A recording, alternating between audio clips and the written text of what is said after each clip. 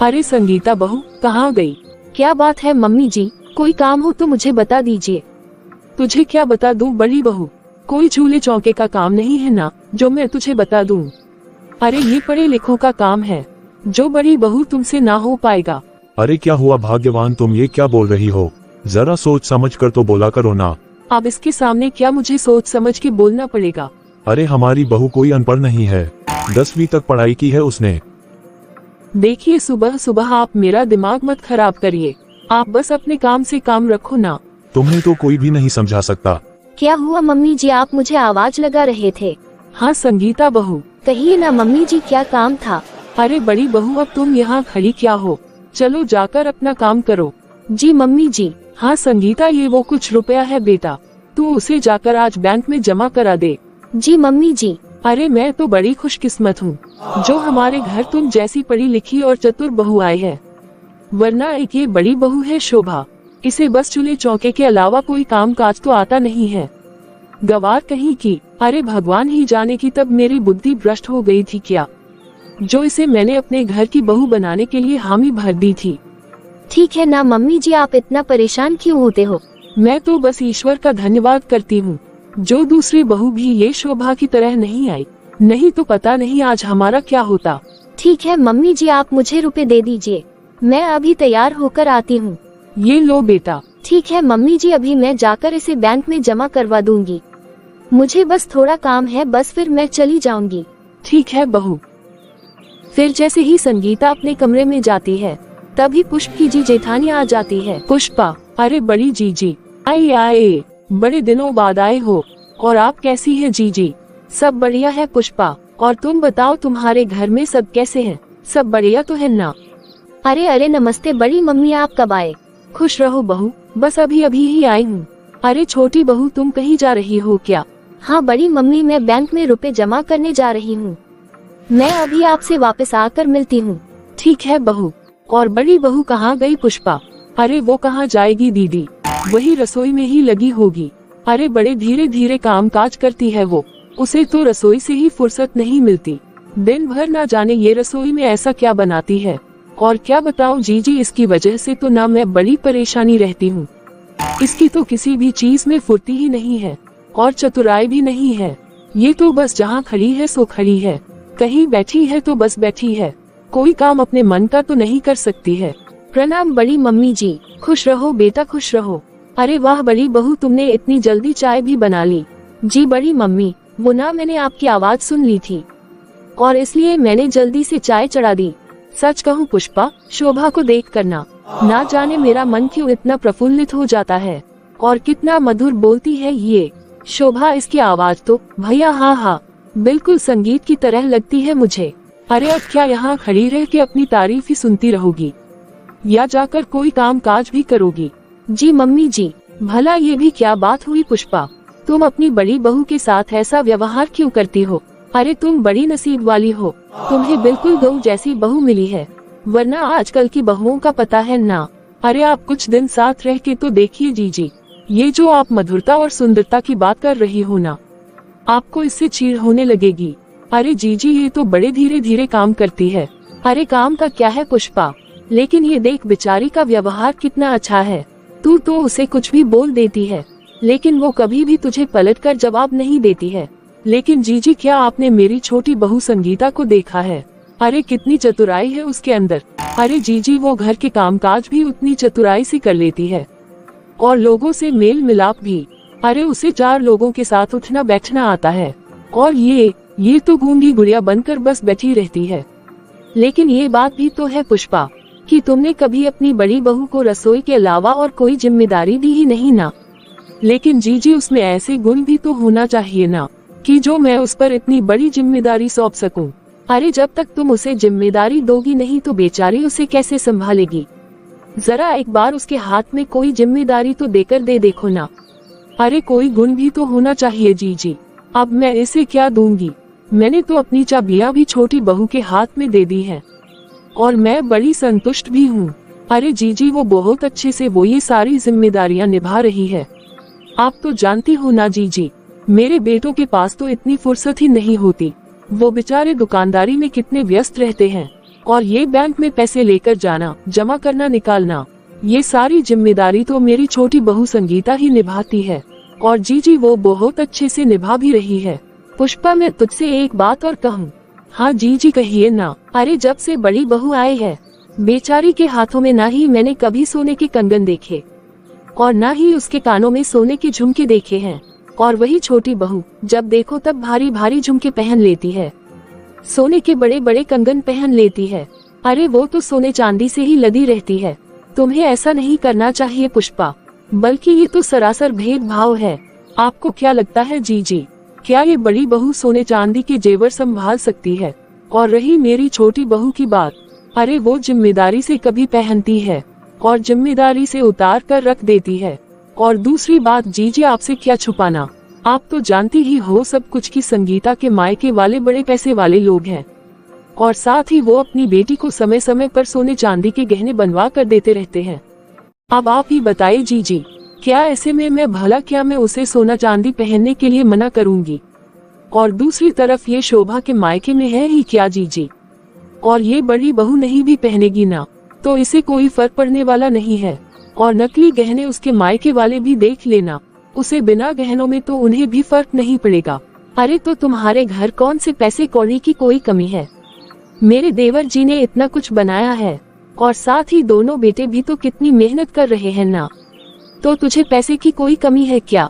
अरे यहीं से बनवा दो ना उसे सोने के छोटे छोटे से गहने, कि वो घर में उन्हीं गहनों को पहने। और तुझे नहीं बनवाना है तो मत बनवा, लेकिन कम से कम उसके मायके से थोड़ा बहुत जो कुछ आया होगा वही उसको डेली पहनने के लिए दे दिया करना। अरे भला अच्छा लगता है क्या कि ऐसे बहू घर में नकली जेवर पहन के घूमती रहती है? और वही दूसरी तरफ तेरी छोटी बहू जब देखो तब सोने चांदी से लग जाती है। अरे ज्यादा कुछ नहीं भी पहनाना है घर में तो मत बनवाओ, पर कम से कम एक मंगलसूत्र तो दे दो कि घर में सोने के मंगलसूत्र पहन कर रहे वो। और शोभा के माँ बाप ने भी तो एक आध जेवर दिए ही होंगे ना उसे। हाँ जीजी, नाम करने को सोना दिया तो है, बस इतना हल्का सा कान के झुमके दिए हैं, ऐसा लगता है कि कभी हाथ ही लगी तो वो टूट जाए। एक वो पायल बनवा के दी है कि वो भी ऐसी है कि उसे पहनकर 4 कदम चलेगी तो घुंघरू झड़ के इधर उधर बिखर जाएंगे। और तो और सगाई में जो मेरे बेटे को अंगूठी पहनाए थे ना जीजी, वो अंगूठी भी 4 दिन हाथ में ना टिक पाए, इसलिए मैंने सारे जेवर संगीता के हाथ में दे दिए हैं। अब वही सब कुछ संभाल कर रखती है अलमारी में। अरे लेकिन ये तुमने ठीक नहीं किया पुष्पा। ठीक है तुम्हारी मर्जी की तुमने घर की चाबी दे दी छोटी बहू को, लेकिन कम से कम बड़ी बहू के पास उसके चढ़ावे के गहने ही तो दे दिए होते, क्योंकि उसके वो चढ़ावे के गहने और मायके के गहने में बड़ी बहू का पूरा हक है। एक तरफ तुम छोटी बहू पर आंख मूंद कर भरोसा कर रही हो और वही बेचारी बड़ी बहू जो छोटी बहू से 4 साल पहले आई है तो तुमने उसी के गहने लेकर छोटी बहू के हाथ में दे दिए। ये तो बिल्कुल सरासर नाइंसाफी है बड़ी बहू के साथ। देखिए जीजी, भले आपको ऐसा लगता होगा कि मैं इन लोगों के साथ भेदभाव कर रही हूँ, लेकिन मैं इनके साथ कोई भेदभाव नहीं कर रही हूँ। बात सिर्फ इतनी है जीजी की छोटी बहू ने अपने मायके में खूब पैसा खूब धन दौलत देखा है। अरे वो अपने घर से संपन्न है और वही बड़ी बहू गरीबी में पली बड़ी है। मुझे डर लगता है कहीं इसकी नियत बदल गई तो ये हमसे गद्दारी करके हमारे घर का पैसा सोना अपने मायके ना भिजवा दे, इसलिए मैं उसके हाथ में चाबी नहीं देती और यही कारण से मैंने उससे सारे गहने वापस ले लिए। और जीजी, ये फैसला मेरे अकेले का नहीं है कि मैं छोटी बहू के हाथ में चाबी सौंप दूं, बल्कि मेरे बेटे भी यही चाहते हैं कि छोटी बहू के हाथ में रहे चाबी, और आपके देवर जी भी तो यही चाहते हैं, इसलिए दे दिया मैंने छोटी बहू के हाथ में चाबी। और इतना ही नहीं जीजी, मेरी छोटी बहू संगीता इतनी होशियार है कि उसने मेरे बेटों के व्यापार में भी मदद करना शुरू कर दिया है और आपके देवर जी के भी काम में वही मदद करती है। अरे जीजी, हिसाब किताब में तो वो मेरे बेटों को पीछे छोड़ देती है, इतनी होशियार है मेरी छोटी बहू। तुम्हारी सारी बातें ठीक है, लेकिन फिर भी मैं तुमसे कहना चाहूंगी पुष्पा कि तुमने पूरी जिम्मेदारी छोटी बहू के हाथ में सौंपकर कुछ ठीक नहीं किया। पता नहीं क्यों ये सब सुनकर देखकर मुझे बहुत बुरा लग रहा है। और एक और बात है पुष्पा कि मैं मानती हूँ कि छोटी बहू का मायका बहुत संपन्न है, वो बहुत ही पैसे वाले लोग हैं, लेकिन इसका मतलब ये नहीं कि उस पर आंख मूंद कर विश्वास किया जाए। चलो आंख मूंद कर विश्वास करना ठीक है, लेकिन कल की आई छोटी बहू के हाथ में तुमने अलमारी की चाबी सौंप दी। और बेचारी बड़ी बहू जो इतने सालों से है तुम्हारे साथ, क्या उसने कोई विश्वास नहीं बनाया, जो तुमने उसे सिर्फ रसोई तक सीमित रखा है। मैं तो कहती हूँ पुष्पा की इतना भेदभाव अच्छा नहीं है। अरे एक बार कोशिश तो करो बड़ी बहू के हाथ में कुछ जिम्मेदारियां देकर। और एक बात याद रखना पुष्पा, मैंने तुमसे ज्यादा दुनियादारी देखी है। कल को तुम्हारे घर में यही क्लेश का कारण बनेगा। वो तो ईश्वर का धन्यवाद करो जो बड़ी बहू इतनी विनम्र स्वभाव की है, जो चुपचाप ये सब बर्दाश्त कर रही है। वरना कोई दूसरी लड़की हो ना तो ये सब बिल्कुल भी बर्दाश्त ना कर पाए। अरे उदाहरण के लिए मान लो कि बड़ी बहू की जगह आज छोटी बहू के साथ ऐसा होता ना, तो वो तो 4 दिन में तुम्हारी अकल ठिकाने लगा देती। अब ऐसा है जीजी, आप मेरी बातों का बुरा मत मानना, लेकिन आपका एक ही बेटा है ना और आपके घर एक ही बहू है, इसलिए आप ये सारी बातें नहीं समझेंगे। अरे संगीता बहू तुम आ गई। अरे माफ कीजिए मम्मी जी, मुझे आज ना आने में थोड़ी देर हो गई। लेकिन तुम्हें क्यों देर हो गई? वो बड़ी मम्मी जी के आंखों के ड्रॉप लेना था ना मुझे, तो वो मुझे थोड़ी दूर तक जाना पड़ा। वो मेडिकल की शॉप बैंक से काफी आगे है ना, और मैंने सोचा कि अगर इतनी दूर आ ही गई हूँ तो 2-4 सब्जियां भी खरीद ही लेती हूँ, वरना पापा जी को शाम को परेशान होना पड़ेगा, इसलिए मैं कुछ सब्जियां भी ले आई हूँ। देखा ना जीजी आपने, कितनी होशियार है मेरी छोटी बहू। अरे चारों तरफ उसका दिमाग चलता है। हाँ पुष्पा, शायद मैं जो देख रही हूँ तुम वो नहीं देख पा रही हो। शोभा एक गिलास पानी ले आओ, बेचारी इतनी दूर से धूप में चल कर आई है। अरे रहने दीजिए ना मम्मी जी, क्यों दीदी को परेशान करते हो आप, मैं खुद ही ले लेती हूँ। देखा ना जीजी, सबकी कितनी चिंता होती है इसे। अब आप ही बताए ना जीजी, ऐसी गुणवान बहू पर कैसे मैं आंख मूंद कर विश्वास न करूं। हाँ ठीक है पुष्पा, शायद तू ठीक हो। चल ठीक है पुष्पा, चलती हूँ मैं। देख तू अपना ख्याल रखना, हो सके तो तू थोड़ा ध्यान बड़ी बहू पर भी देना और उस पर थोड़ा विश्वास भी जताना। मुझे तो लगता है कि जीजी को मेरी छोटी बहू से जलन होती है, इसलिए ही वो ऐसा बोल रही थी। दीदी नाश्ता तैयार हो गया क्या? हाँ संगीता, लगभग तैयार ही समझो। तुम चाय चढ़ा दो ना और मैं 2-4 पराठे सेक लेती हूँ। अरे संगीता, तुम यहाँ रसोई में क्या कर रही हो? वो मम्मी जी, दीदी ने अभी तक नाश्ता नहीं बनाया था ना, तो मैंने सोचा मैं ही नाश्ता बना देती हूँ। अरे तुझे कितनी बार कहा है बेटा कि तू ये चूल्हा चौके के लिए नहीं बनी है। तू चल मेरे साथ और मुझे कुछ गहने निकाल कर दे, और साथ में दुकान का हिसाब किताब भी करना है, इसलिए बैंक जाकर तू 5 लाख रुपए निकाल कर ले आ। लेकिन मम्मी जी, आपको गहने की जरूरत क्यों पड़ गई? अरे आज तेरी सविता आंटी के यहाँ सुहागले की पूजा है ना, बस उसी में जाना है मुझे। और चूल्हे चौके के लिए ये है नागवार शोभा, ये कर लेगी सब कुछ। तू चल मेरे साथ, मत आया कर तू यहाँ रसोई में। मम्मी जी हमेशा मेरे साथ ऐसा क्यों करती है? मम्मी जी के मुंह में जो आता है मेरे लिए वो बोल देती है। मैंने तो नहीं कहा था ना मम्मी जी से कि आप मुझे अपने घर की बहू बनाए। कभी मम्मी जी मुझे गवार कह देती है, और कभी कह देती है कि मैं गरीब घर से आई हूँ, कभी कहती है कि मेरी औकात नहीं है, और कभी कहती है कि तुझ पर विश्वास नहीं है। अरे अगर मैं चुप रहती हूँ तो इसका मतलब ये तो नहीं है ना कि मुझे बुरा नहीं लगता, लेकिन फिर ये सोचती हूँ कि किसी को बता के फायदा भी क्या होगा। अरे मेरा यहाँ है ही कौन सुनने वाला, मैं तो लड़ झगड़ के अपने मायके भी नहीं जा सकती, वरना जो मेरी छोटी बहन है ना उसका क्या होगा। अभी मम्मी पापा को उसकी शादी भी तो करनी है, और अगर मैं ऐसे मायके में जाकर बैठ जाऊंगी तो उसकी शादी पर कितना बुरा असर पड़ेगा। लड़के वाले बोलेंगे कि अगर बड़ी बहन ही अपने मायके आकर बैठ गई है तो भला छोटी कैसी होगी। अरे क्या हुआ बेटा शोभा, तुम इतनी परेशान क्यों हो? कुछ नहीं पापा जी, आपको कुछ चाहिए था पापा जी? हाँ बेटा, वो एक गिलास गर्म पानी कर दो।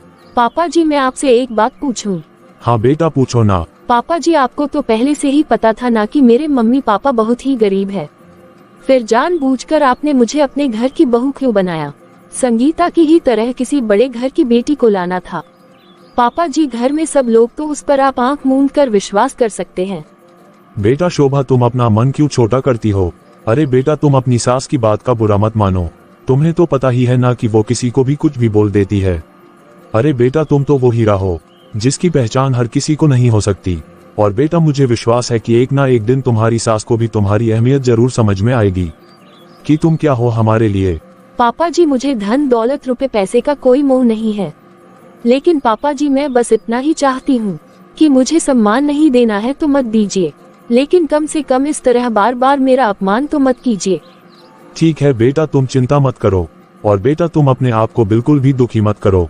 देखो बेटा, मुझे तुम पर पूरा विश्वास है, और साथ में ही अखिल को भी तुम पर पूरा विश्वास है।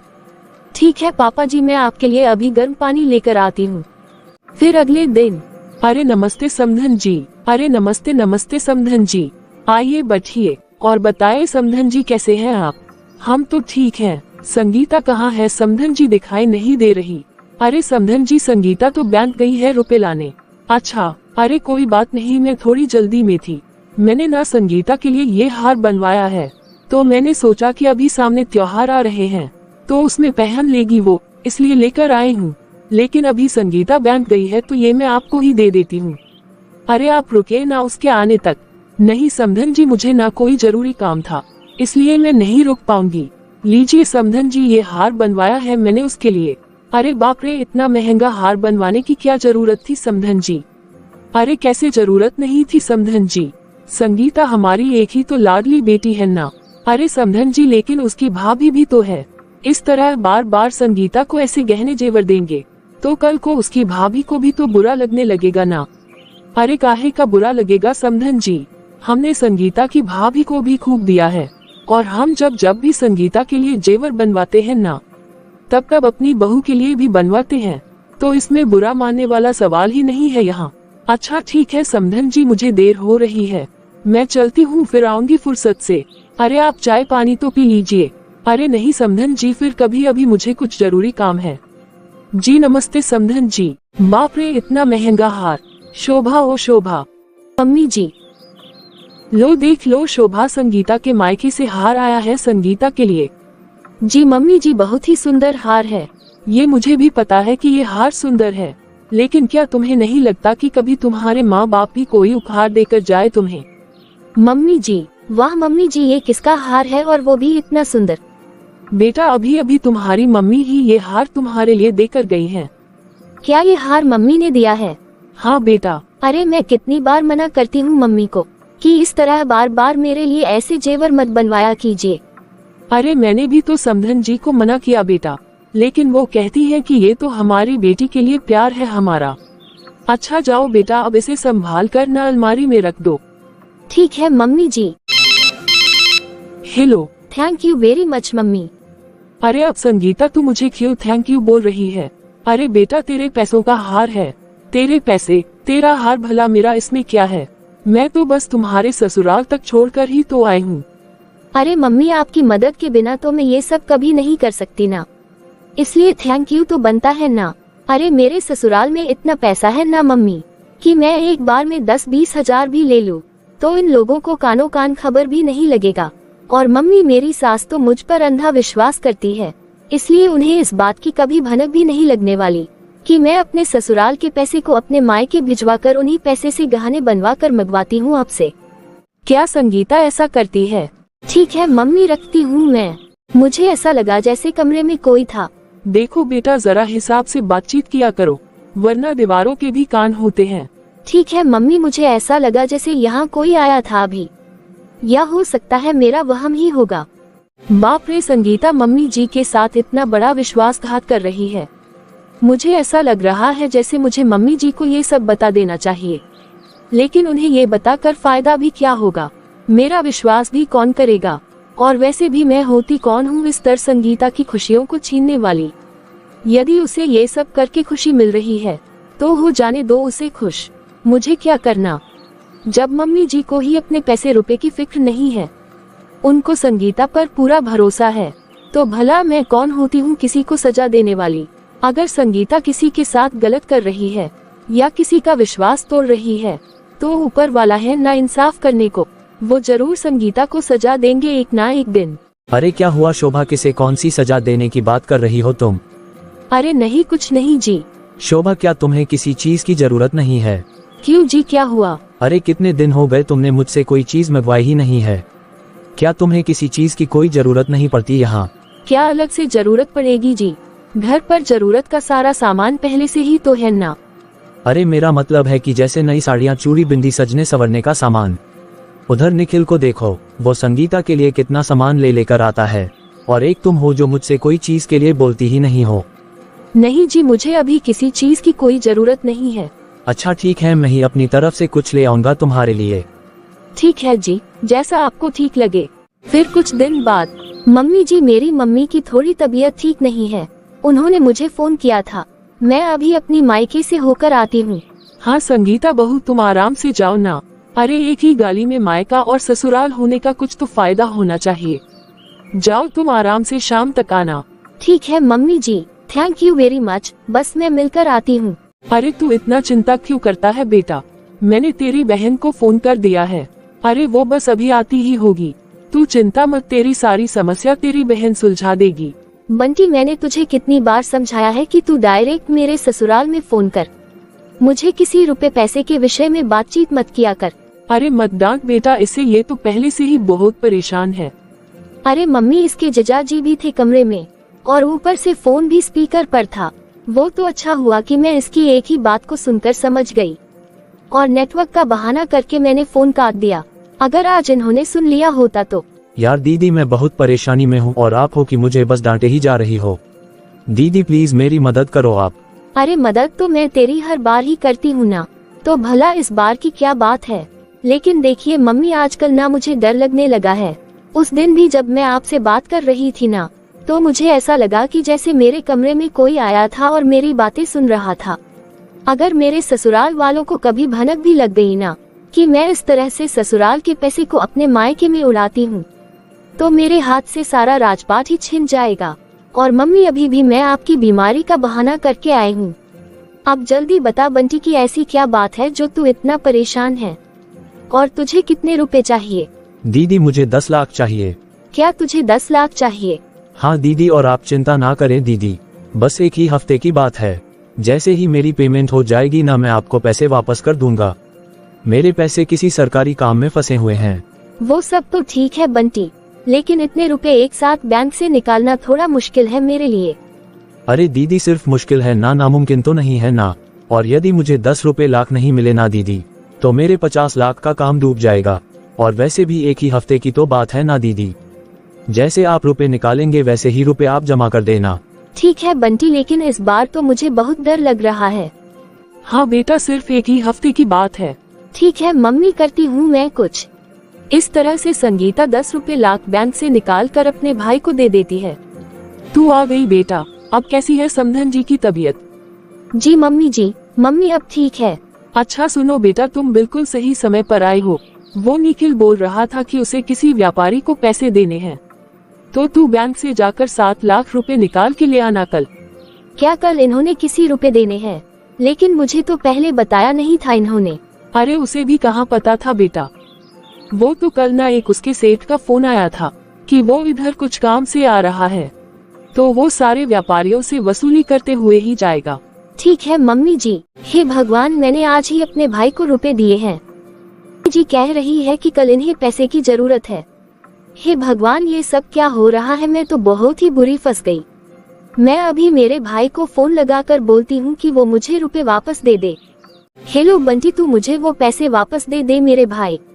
ससुराल वालों को अभी पैसे की सख्त जरूरत है। लेकिन दीदी, मुझे जिस काम के लिए रुपयों की जरूरत थी, वो रुपए तो मैंने वहाँ खर्च कर लिए, और अभी एकाएक मैं आपको कैसे रुपए वापस कर सकता हूँ? इसलिए अब मैं तो आपको रुपए एक हफ्ते बाद ही लौटा दूंगा। अभी मैं रखता हूँ दीदी, बिजी हूँ मैं। हे भगवान, अब मैं क्या करूँ? मुझे तो बहुत घबराहट हो रही है। इस तरह से संगीता पूरी रात भर परेशान रहती है। वो सारी रात सो ही नहीं पाती है, और जैसे ही सुबह होती है तो उसकी सास उससे कहती है कि जाओ बेटा रुपए ले आओ बैंक से। अरे संगीता बेटा, तुम रुपए ले आई क्या बैंक से? नहीं मम्मी जी, बैंक तो गई थी मैं, लेकिन बैंक वालों ने बताया कि अभी सर्वर डाउन है, इसलिए अभी रुपए नहीं निकल पाएंगे। क्या सर्वर डाउन है? लेकिन मम्मी, मुझे तो सेठ को रुपए देना बहुत जरूरी है, बल्कि ये तो मेरी इज्जत का सवाल है। मैं अभी बैंक में जाकर पता करता हूँ और देखता हूँ कि कुछ समाधान हो पाए। अरे नहीं जी, मैं तो बैंक गई थी ना पता करने। आप ऐसे क्यों परेशान होते हो? थोड़ी देर वेट कर लीजिए, हो सकता है कि कल तक काम हो जाए। अरे नहीं संगीता, रुपए आज ही देने बहुत ही जरूरी हैं। कोई बात नहीं, मैं अभी बैंक से होकर आता हूँ। अरे मेरी बात तो सुनिए। जाने दो संगीता उसे बैंक में, वैसे उसकी बैंक में बहुत पहचान है, उसे रुपए दे देंगे बैंक वाले। हे भगवान, आज तो गई मैं। अरे क्या हुआ बेटा, तू क्यों इतनी परेशान हो रही है? बेटा तू चिंता मत कर, निखिल खुद ही देख लेगा। इस तरह से संगीता की सास संगीता को चिंता न करने को कह तो देती है, लेकिन संगीता तो अंदर ही अंदर बहुत ही घबरा रही थी। क्या बात है बेटा, तू इतनी चिंतित क्यों है? जी कुछ नहीं मम्मी जी। संगीता, अरे तुझे क्या हो गया है? तू बहू पर इतने जोर से क्यों चिल्ला रहा है? मम्मी संगीता हमसे झूठ बोल रही थी कि ये बैंक गई थी, बल्कि ये तो अभी तक बैंक गई ही नहीं है। अभी जब मैं बैंक गया और जब मैंने वहाँ मैनेजर से पूछा तो मुझे पता चला कि संगीता तो वहाँ आई ही नहीं थी, और बैंक का कोई सर्वर डाउन नहीं है। बताओ संगीता, तुम क्यों झूठ बोल रही थी हमसे? और तो फिर मैंने बैंक स्टेटमेंट निकलवाए तो मुझे पता चला कि कल संगीता ने बैंक से 10 लाख रुपए निकाले हैं। क्या संगीता, ये क्या सुन रही हूँ मैं? बोलो संगीता, जवाब दो ना कि तुमने कल बैंक से 10 लाख रुपए क्यों निकाले हैं? मुझे माफ कर दीजिए मम्मी जी, मैंने वो रुपए अपने भाई को दिए हैं मम्मी जी। अरे संगीता, तू ये क्या बोल रही है? क्या तुमने एक बार हमसे पूछना जरूरी भी नहीं समझा? मुझे माफ कर दीजिए मम्मी जी, मैंने बहुत बड़ी गलती कर दी। मेरे भाई को रुपयों की बहुत ही ज्यादा जरूरत थी मम्मी जी, और वो मुझे 1 हफ्ते बाद लौटा भी देता और मैं वो सारे रुपए वापस बैंक में जमा भी करवा देती। इसलिए मैंने आप लोगों से नहीं पूछा और अपने भाई को रुपए दे दिए। वैसे मम्मी जी, मैं आप लोगों को बताना तो नहीं चाहती थी, लेकिन आप लोग मुझ पर भरोसा नहीं करते, इसलिए मैं बिल्कुल चुप रही। लेकिन आज बात खुली है तो मैं ये भी बता देती हूँ कि जो संगीता के मायके से गहने आते थे, वो गहने यही के पैसों से आते थे मम्मी जी। वो संगीता के मायके के पैसों से खरीदे हुए नहीं होते। क्या बताओ संगीता, क्या ये शोभा सच कह रही है? जी मम्मी जी, दीदी बिल्कुल ठीक कह रही है।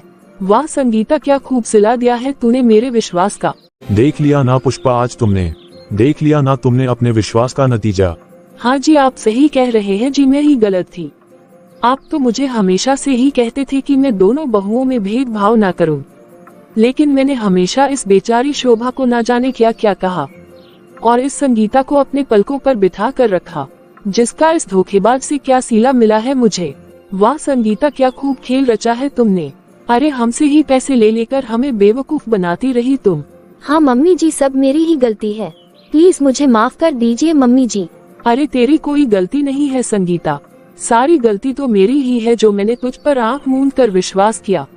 अरे जीजी ने भी मुझे कितनी बार समझाया था कि मैं अपनी दोनों बहुओं में भेदभाव ना किया करूं, लेकिन मैंने कभी भी किसी की भी नहीं सुनी और मैंने हमेशा ही भेदभाव किया और उसका नतीजा देख ही लिया आज मैंने। पुष्प, तुम देख रही हो ना अपनी जिद का नतीजा। अरे तुमने हमारे घर के असली हीरे को कभी पहचाना ही नहीं। हाँ जी, आप बिल्कुल ठीक कहते हैं। शोभा मुझे माफ कर दो बहू, मैंने हमेशा तुम्हें नीचा दिखाया, मैंने कभी तुम पर विश्वास नहीं किया। मम्मी जी, आप मुझसे बड़ी है और आप मुझसे इस तरह से माफी मत मांगिए। मैं बस आप लोगों से इतनी ही प्रार्थना करना चाहती हूँ कि मुझे अपनी वाहवाही नहीं सुननी है और न ही मुझे सम्मान की जरूरत है। बस मैं आपसे एक विनती करती हूँ मम्मी जी कि बस आप मेरा बार बार अपमान न किया करें। और मैं आप सभी दर्शकों से भी विनती करती हूँ, कभी भी अपने दोनों बहुओं के बीच में भेदभाव ना करें। अरे कभी किसी को सम्मान नहीं दे सकते तो ना सही, पर इस तरह से किसी का बार बार अपमान भी ना करें। और ऐसी ही मोरल स्टोरीज देखते रहने के लिए प्लीज हमारे चैनल पीकबू हिंदी कहानियाँ को सब्सक्राइब करें।